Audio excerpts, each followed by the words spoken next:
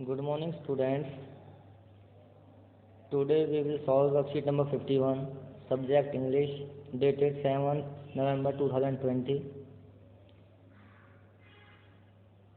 Today our worksheet is about what fear we have. हमारे अंदर क्या डर है? Face your fears. अपने डर का सामना करो. Task A. Have you felt scared in any other situation given below? Write yes or no against each of them. Have you felt scared? क्या आपको डर लगा है कभी इन सिचुएशन में? yes और no लिखना है. Being alone at home, घर पे अकेले रहते हुए आपको डर लगता है? yes या no. Walking on lonely street at night, गली में जब अकेले चलते हो रात को? yes या no. Having lost your way in new city, किसी नए शहर में अपना रास्ता भूल जाते हो जब आपको डर लगता है? yes या no.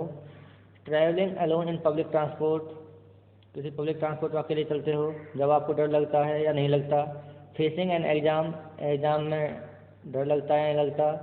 थंडर लाइटिंग स्टॉर्म, जब बादल गर्जना करते हैं, बिजली चमकती है, तूफान आता है, जब आपको डर लगता है या नहीं?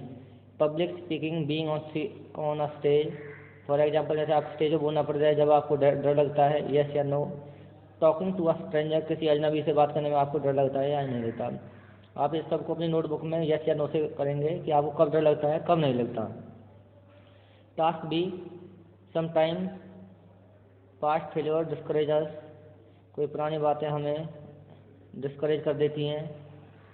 We can try to learn from them and start again, हमें उनसे सीखना चाहिए और अपनी नई शुरुआत करनी चाहिए. Try rewriting the following statement into positive statement. One has been done an example. अपने ट्राई टू रीराइटिंग मतलब जो आपको नेगेटिव फीलिंग दे रखी है, पॉजिटिव फीलिंग, इनके बारे में लिखना. For example, instead of thinking saying, कुछ कहने की बजाय आई विल थिंक से, मैं ऐसा सोचता हूँ, मैं ऐसा करूँगा. I made a mistake, negative feeling क्या है? आई मेड ए मिस्टेक, मैंने गलती कर दी. हमारा आंसर होगा I can improve it the next time, हम क्या करेंगे कि मैं अगली बार इसको सही करूँगा. दिस इज़ टू डिफ़िकल्ट, यह बहुत ही क्या है? हार्ड है, कठिन है. हम कहेंगे this is not so difficult, we can do it easily. जो हमारी पॉजिटिव फीलिंग क्या है कि यह ज़्यादा मुश्किल नहीं है, मैं इसको कर सकता हूँ. आई गिव अप, मैंने इसको छोड़ दिया. I can do it and I will do it, मैं इसको कर सकता हूँ, मैं इसको करूँगा. ये हमारे अंदर पॉजिटिव फीलिंग है. ठीक है. नेक्स्ट है आई नेवर अंडरस्टैंड दिस, मैं इसको समझ नहीं पाऊँगा. I am surely able to understand this, हमारी नेगेटिव फीलिंग है, मैं इसको नहीं समझ सकूँगा. पॉजिटिव फीलिंग क्या है हमारे अंदर? I am surely about to understand this, मैं इसको पूर्ण रूप से इसको समझूंगा. Task 3. In the lesson two stories about flying, जो हमने प्रीवियस वर्कशीट में जो लेसन पढ़ा था, two stories about flying. You read about a young seagull, तुमने एक नौजवान सीगुल के बारे में पढ़ा. Who was initially afraid of flying, जो उड़ने से डरता था. Finally he overcome his fear, अपने डर पे काबू पाया. एंड लर्न टू फ्लाई, और उड़ना सीख गया. With the help of the above task write a paragraph in 100 to 120 words on how to overcome fears. You may use the following points, जो अपने ये हमारा ये ऊपर जो बात दी गई हैं, इनसे एक पैराग्राफ लिखना है और कुछ नीचे पॉइंट दिए गए हैं, इनमें से लेके एक हमें पैराग्राफ लिखना है. हाउ टू ओवरकम फियर्स, मतलब अपने डर पर किस प्रकार काबू पाया जा सकता है. First of all identify fears, अपने डर को पहचानो. मेंटेन ए पॉजिटिव एटीट्यूड, हमेशा अपना पॉजिटिव एटीट्यूड रखो. सीक हेल्प, मदद ढूंढो. Notice your feeling before the incident, घटना से पहले अपनी जो फीलिंग है उनको नोट करो. Prepare well for the event, किसी कार्यक्रम के लिए पूर्ण रूप से तैयार होना चाहिए. Notice your feeling after the incident, घटना के बाद जो हमारी फीलिंग है उनको नोटिस करना चाहिए. Confident, relax, satisfied. अब now we will write a paragraph over how to overcome our fears, हमें अपने डर पर किस प्रकार काबू पाना चाहिए. ये पैराग्राफ है. Everybody has some type of fear in their life. सभी को अपने जीवन में कोई ना कोई किसी न किसी प्रकार का डर होता है। समटाइम्स वी आइडेंटिफाई फियर, कभी कभी हम अपने डर को पहचान लेते हैं। Sometimes we even I don't know what is the fear we are facing, कभी कभी हमको पता नहीं चलता कि हम किस प्रकार के भय का सामना कर रहे हैं। But when we know what are the fears we are facing, परंतु जब हम जान जाते हैं हम किस प्रकार के भय का सामना कर रहे हैं, we should try to overcome them, हमें उस पर काबू पा लेना चाहिए, उसको जीत पा लेनी चाहिए। फर्स्ट ऑफ ऑल, सबसे पहले we should try to notice our feelings before the incident that cause fear. सबसे पहले हमें अपनी फीलिंग को नोट करना चाहिए कि before the incident that causes fear, इस डर का कारण क्या है। For example, if we feel fear of exam और facing the stage, if we feel fear of exam, अगर हमें किसी अपने एग्ज़ाम में डर है, एग्ज़ाम से डर है और फेसिंग द स्टेज, उस स्टेज का उसका सामना कर रहे हैं, we should try to find out the causes behind it. सबसे पहले हमें उसके कारण ढूंढने चाहिए कि ये डर किस कारण से है और क्यों है।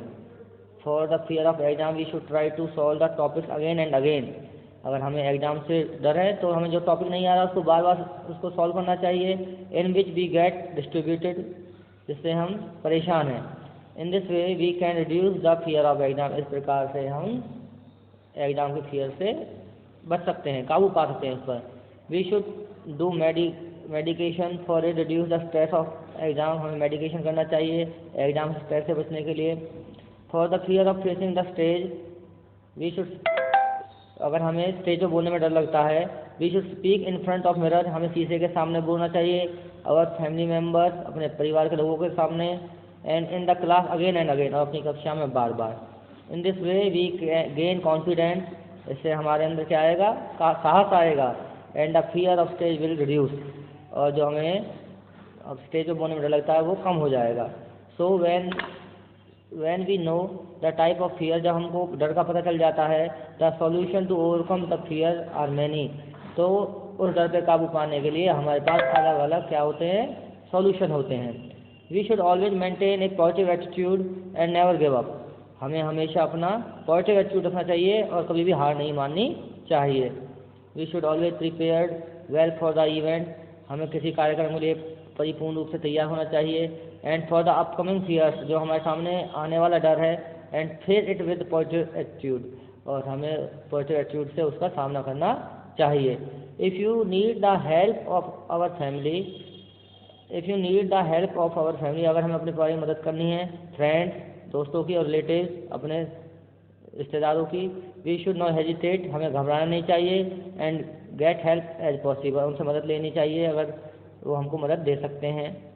We should always know that confident, we should always know, हमें इस बात को जानना चाहिए, दैट कॉन्फिडेंट, जो हमारे अंदर विश्वास है, पॉजिटिव एटीट्यूड, सकारात्मक हमारा एटीट्यूड होना चाहिए। एंड करेज, हमारे अंदर साहस होना चाहिए, are the keys to get over from the fear, जो डर पे काबू पाने की सबसे अच्छा साधन है।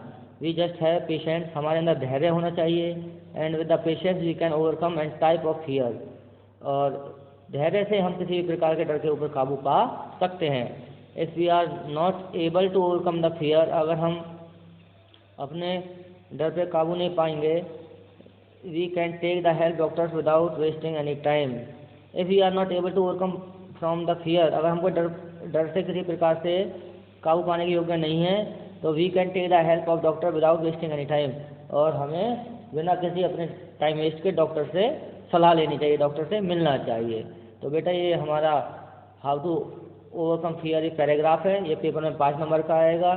सभी बच्चे इसको नोटबुक में ध्यान करेंगे। अगर तुमको ये वीडियो अच्छी लगी तो बेटा मेरा चैनल सब्सक्राइब करो और इसको वीडियो को ज़्यादा से ज़्यादा शेयर करो, ठीक है। Thank you.